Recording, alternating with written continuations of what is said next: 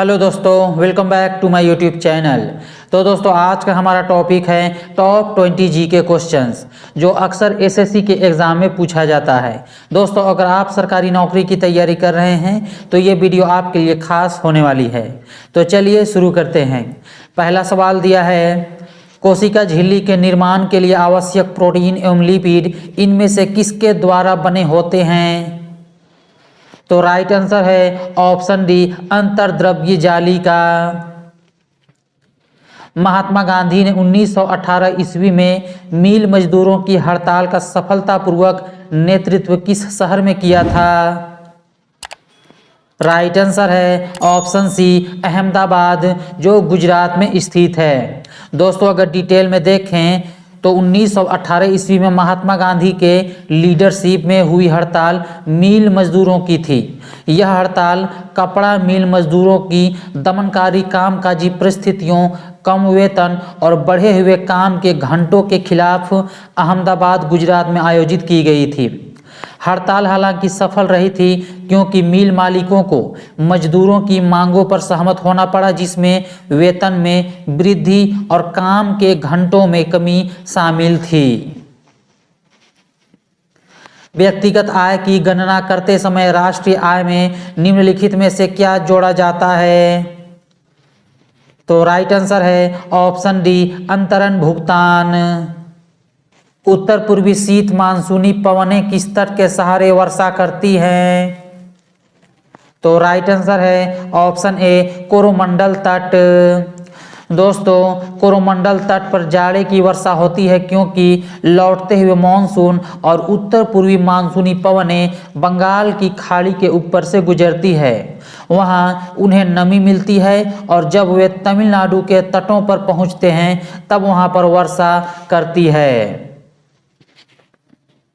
विंध्यन पर्वत श्रृंखला गंगा के मैदान और इनमें से किस पठार को अलग करती है?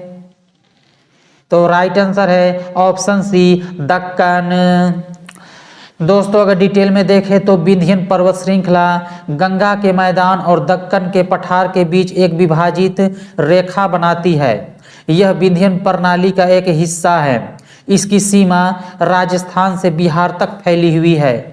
ग्रेट बाउंड्री भ्रंश इसे अरावली से अलग करती है। दक्षिण पूर्व एशिया की सीमा पार नदी मिकांग निम्नलिखित में से किस देश से नहीं गुजरती है? राइट आंसर है ऑप्शन डी, बांग्लादेश। दोस्तों, मिकांग नदी दक्षिण पूर्व एशिया के कई देशों से गुजरती है, जैसे कि चीन, म्यांमार, जिसे बर्मा भी कहा जाता है, लाओस, थाईलैंड, कंबोडिया और वियतनाम। कौन सी जलसंधि यूरोप को अफ्रीका से अलग करती है? राइट आंसर है ऑप्शन डी, जिब्राल्टर।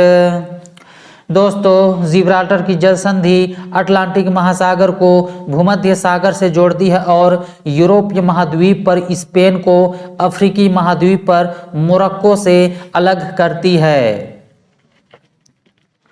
लब निम्नलिखित में से किस खेल से संबंधित है? राइट आंसर है ऑप्शन सी, टेनिस।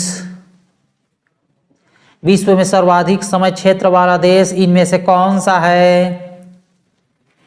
तो राइट आंसर हो जाएगा ऑप्शन बी, फ्रांस। दोस्तों, फ्रांस की राजधानी पेरिस है और यहाँ पर अगर डिटेल में देखें तो फ्रांस इसके विदेशी क्षेत्रों सहित कुल 13 समय क्षेत्र है। यह इस तथ्य के कारण है कि फ्रांस के पास दुनिया भर में फैले कई क्षेत्र हैं, जिनमें कुछ प्रशांत और भारतीय महासागरों में भी शामिल हैं, जिनके अलग अलग समय क्षेत्र हैं।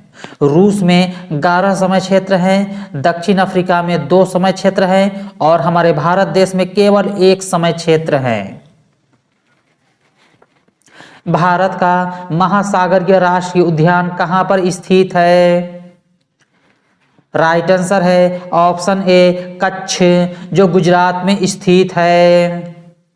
केंद्रीय भारतीय सुरक्षा बल की स्थापना कब की गई थी? राइट आंसर है ऑप्शन बी, 1969 ईस्वी में। दोस्तों, अगर CISF के बारे में डिटेल में देखें तो केंद्रीय भारतीय सुरक्षा बल की स्थापना 10 मार्च 1969 को 2800 की ताकत के साथ भारत की संसद के एक अधिनियम के तहत स्थापित किया गया था।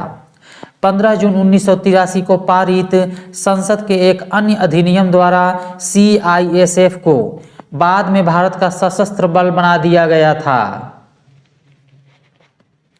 भागीरथी नदी पर निर्मित टिहरी बांध निम्नलिखित में से किस राज्य में अवस्थित है? राइट आंसर है ऑप्शन डी उत्तराखंड।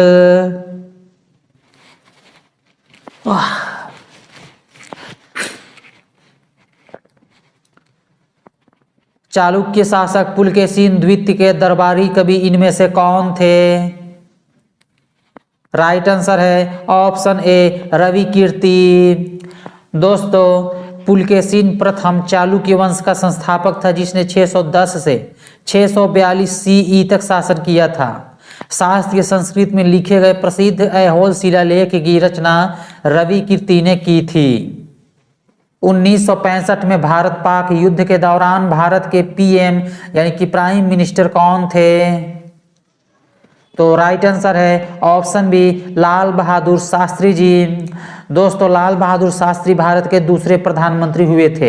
उनका जन्मदिन 2 अक्टूबर को महात्मा गांधी के जन्मदिन के दिन ही पड़ता है। लाल बहादुर शास्त्री द्वारा प्रसिद्ध नारा जय जवान जय किसान दिया गया था। उन्होंने यानी कि लाल बहादुर शास्त्री जी ने 10 जनवरी 1966 को पाकिस्तान के तत्कालीन राष्ट्रपति मोहम्मद अयूब खान के साथ ताशकंद घोषणा पर हस्ताक्षर किए थे। वह विदेश में मरने वाले पहले प्रधानमंत्री भी हैं। उन्हें 1966 में भारत रत्न से सम्मानित भी किया गया था। वह मरणोपरांत भारत रत्न पाने वाले पहले व्यक्ति भी हुए थे और लाल बहादुर शास्त्री जी के शांति स्थल को विजय घाट कहा जाता है।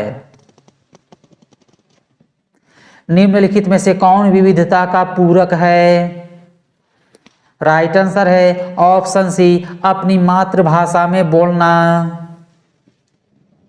नए राज्य के निर्माण के लिए संवैधानिक संशोधन के लिए कितने बहुमत की आवश्यकता होती है? राइट आंसर है ऑप्शन डी साधारण। निम्न में से भारत का कौन सा नृत्य रूप ओडिशा से संबंधित है?